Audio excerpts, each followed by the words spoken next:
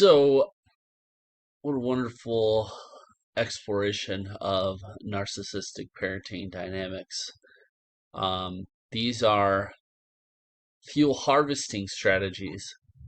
Um, from this is when the narcissist turns to their children as narcissistic supply, and various ways to attack that. And these are coping mechanisms by the children to placate, to avoid um, the narcissistic fury, um, and not trigger it as much as possible. So this is me. This is the gluttonous nature, the energetic gluttonous nature of the narcissist. I'm the all-important parent, and these are my very unimportant children.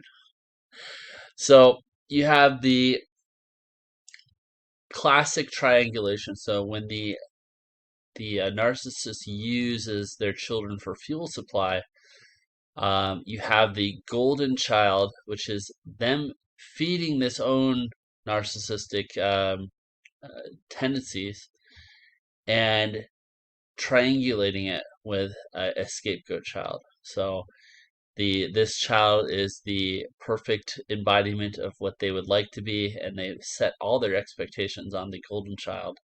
And the scapegoat is such a disappointment. And no matter what they do, it's such a disappointment. And the type of fuel this is positive fuel, and this is challenge fuel. So you're getting a sense of importance through some kind of quote unquote positive affirmation. Although the string, you're still under control. So the affirmation isn't unconditional love; it is conditional upon. Like it's always like, you're just at a 50% approval, 54% approval. That's what the parent sees the golden child as. And, if they start to, you use the scapegoated child as a threat if the golden child does not continue to outperform, et cetera, et cetera, et cetera. Whereas, so I feel important because of who you are and how you reflect who I am. And then the scapegoated child is I feel important through my ability to break you down, and destroy you. So both positive, quote unquote positive, and negative fuel sources. And this is when the narcissist turns to their children for fuel supply. If their intimate partner is not providing it, if they're not getting it from their environment, they'll draw, or it's considered not enough fuel supply. Fuel meaning sense of stability through my capacity to control you, and sense of esteem. So significant instability, my sense of significance through controlling, through my either work life or personal relationship. So the mascot and the lost child, these are ways of trying, like children will do, to avoid their parents and narcissistic fury. So humor, trying to avoid the controlling element. And lost child, just this child does everything to avoid narcissistic fury, right? Find your energy draw, your vampiric energy draw somewhere else, and they'll turn to a direct intervention with their children, both the golden child and the scapegoated child.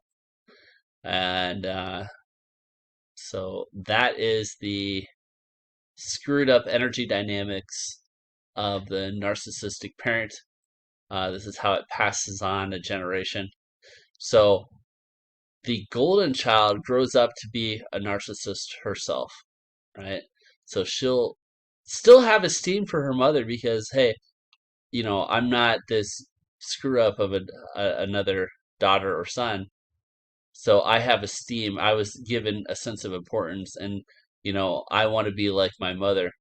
And so she will now replace in motherhood the mother and create another generation of dysfunction. The scapegoated child actually attracts a narcissist masculine. And to her kind of horror, she'll grow up and the same dynamic will play out.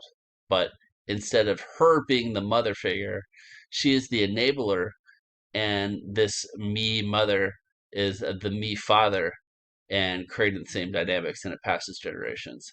So fascinating dynamics, wonderful graphic, and through awareness. Awareness is the only chance of avoidance. Thanks for listening.